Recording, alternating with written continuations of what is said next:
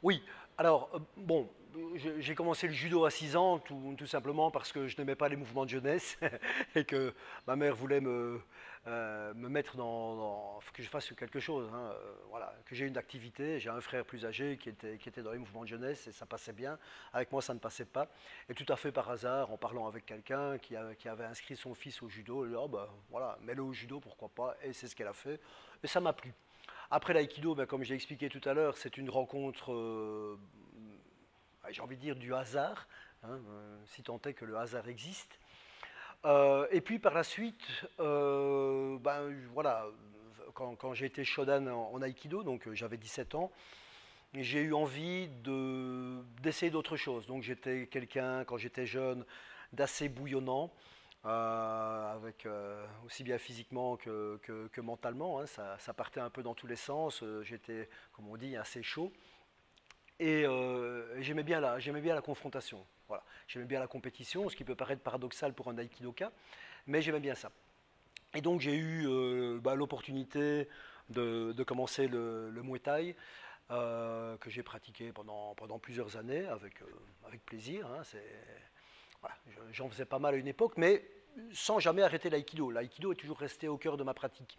D'ailleurs, c'était intéressant parce que quand j'ai commencé le Muay Thai, c'était encore, bon, euh, je vais dire, mon professeur était thaïlandais et enseignait à l'ancienne, comme on dit, donc c'était assez rugueux. Et l'aïkido m'a quand même permis de survivre au début.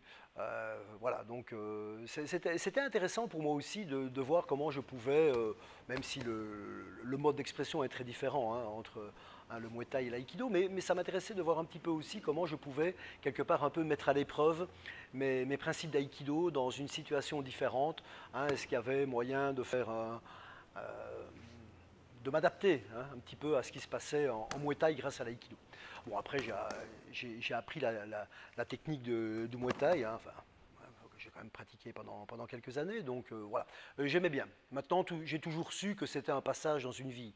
Voilà, il n'y a pas beaucoup d'exemples de pratiquants de Muay Thai âgés qui sont bon, encore vraiment des exemples, hein. Ce sont d'anciens champions, d'anciens pratiquants, mais comment on s'inscrit dans la réalité de maintenant, de sa vie quand on est plus âgé. Et donc voilà, le Muay Thai, c'était un passage. Mais ça, voilà, j'en sors avec pas mal de sensations qui, encore à l'heure actuelle, me servent. Bah, je suis enseignant professionnel en aïkido, donc bah, on est quand même amené à rencontrer pas mal de gens, des gens qui en général sont gentils et bienveillants, mais bon, de temps en temps, voilà, il y a des gens qui sont un peu intéressés à tester aussi, un petit peu, hein. Et ce n'est pas inutile de savoir ce que c'est hein, qu'un coup de pied, un coup de poing, voilà. On apprend à relativiser aussi, à ne pas avoir peur. Ne pas avoir peur, hein. On a toujours peur de ce qu'on ne connaît pas en fait, hein. Donc quand on connaît, voilà, on est un petit peu moins stressé par rapport à tout ça, donc je peux franchement dire que ça m'a déjà été utile. Le Brazilian Jiu-Jitsu, hein, bon voilà, je suis en terre brésilienne, donc et ça s'est inscrit dans le cadre d'une opportunité hein, que j'ai eue. J'aimais déjà bien le travail au sol quand je faisais du judo. Et j'avais un peu suivi les premiers UFC hein, avec Royce Gracie. Et voilà, je trouvais intéressant hein, le principe hein, du combattant le plus léger, le plus jeune, avec une tête de grand garçon, hein, qui arrivait et qui était, voilà, qui avait réussi à soumettre tout le monde de gabarit supérieur. Voilà. Donc malgré tout, quand on est pratiquant, surtout à cette époque-là, hein, j'étais encore jeune, donc on a toujours un peu cette idée de voir, tiens, est-ce que c'est vraiment possible hein, pour le plus petit, le plus léger, dans un combat quasiment sans règles, d'arriver à s'en sortir par rapport à des gabarits beaucoup plus lourds et surtout des gens d'expérience en plus, hein. Et donc voilà, lui, il venait d'apporter la preuve que c'était possible dans certains contextes. Et donc ça m'a intéressé.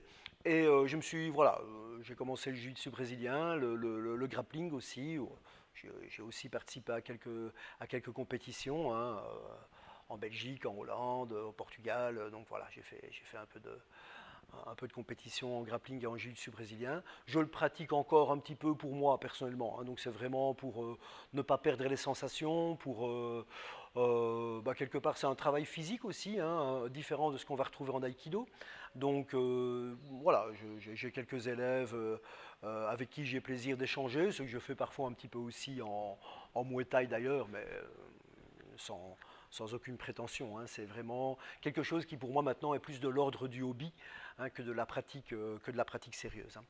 Mais voilà, je veux dire, ça fait partie d'un bagage. Je ne regrette pas du tout cette période, que du contraire. Et j'ai envie de dire que c'est un peu la même chose, hein, le travail au sol.